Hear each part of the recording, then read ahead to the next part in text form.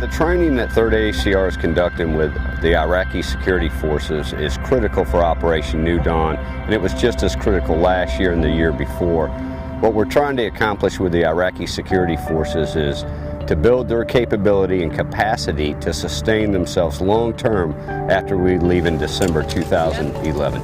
Well, I think the training opportunities, besides the obvious training effect with the soldiers, is also a cohesive effect, and it builds a esprit de corps and relationship between the U.S. forces as well as the Iraqi security forces. We're training the Department of Border Enforcement. They work for Ministry of the Interior. They're responsible for securing the Iraqi border, ensuring that that border is sealed, that nothing crosses it without the Iraqi government's consent. Right now they're doing basic police skills training.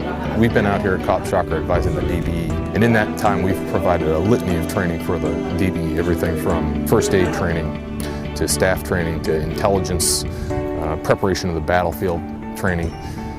In this training that you see right now that Mr. Skefji, our law enforcement professional, is doing, is kind of the capstone event. We are validating their senior instructor so that on the 1st of February, when the brigade assumes all responsibility for its training mission, it's confident that it has capable, knowledgeable instructors who are able to go out and implement the commander's training plan. From the first and second tour that we were out here, it was more the officers doing the hands-on with the soldiers.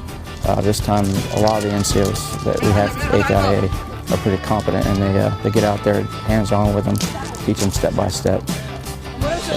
The NCO Corps is getting stronger. I help advise the Sergeant Major as he's going through. He's a very hands-on guy. He likes to get in with the soldiers, actually physically show them. So I walk around with him pretty much the entire day. And as things I see that they could work on, I let him know, and then he kind of gives me an idea of what their TTPs are and how they like to do things. And then we just kind of have a dialogue back and forth, and then between the two of us we know what's best for them. I like coming out here and seeing their aspect, how they look, how they train, and then we get to throw in, kind of our 2 cents and show them how we do it, and hopefully, they kind of follow the lead and start to do a little bit better. Coming out here, showing them, helping them get better with their training. I mean, that's one step closer from us leaving this country and them taking over and taking care of their own country. And I think that's really important to help get this country back on track and getting us home. This is my first time teaching to IPs, but I've taught this class numerous times to our soldiers. A lot of the times there's so much distance between let's say an Iraqi police checkpoint and medical care. So when there's an injury, there's unnecessary deaths because they just don't know how to, for instance, stop the bleeding, which is the leading cause of death. I'm teaching these people how to do it and asking these Iraqi police to lay their arm on the line, so this way their fellow comrades can get stuck. Why not me? I've laid my arm on the line many a times for American soldiers. This way they can get proficiency. This way someday, if they're in a situation as such, they can do that all that much better and possibly save someone's life. And that's what it's all about. What we're teaching today is movement to contact. It's one of the basic battle drills that any military needs to know. The reason why we're starting with this is it's going to be a building block for everything else we're going to teach them for the next month. We're starting small with individual team rushes, fire team movements, and then squad movements. They're seeming to grasp that, okay, we taught a little bit yesterday. They retained it by the end of the training session, but then this morning it was kind of back to the basics. If we hit it, I feel if we hit it twice pretty hard, we'll be all right. We're going to move into platoon movements this afternoon. Our intent is for them to remember what they did as a squad and then do that as a platoon. We'll see how it goes this afternoon. The soldiers are soldiers. Once you get past the cultural differences, they're really similar to us.